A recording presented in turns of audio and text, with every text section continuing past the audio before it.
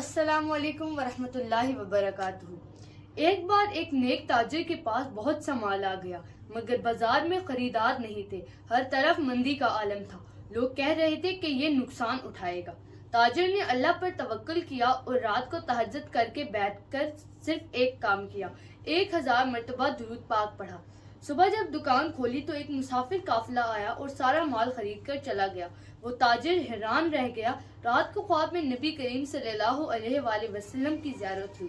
आप सल्लल्लाहु अलैहि वसल्लम ने फरमाया, तुमने मुझ पर दुरूद भेजा तो अल्लाह ने तुम पर अपनी रहमत नाजिल की और तुम्हारा रिज़्क वसी कर दिया।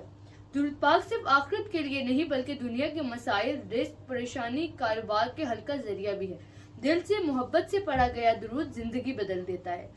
नबी करीम सल्लल्लाहु अलैहि वसल्लम ने फरमाया, तुम्हारी दुआएं उस वक्त तक मुअल्लिक रहती हैं जब तक तुम मुझ पर दुरूद ना भेजो। बहुत शुक्रिया। अल्लाह हाफिज।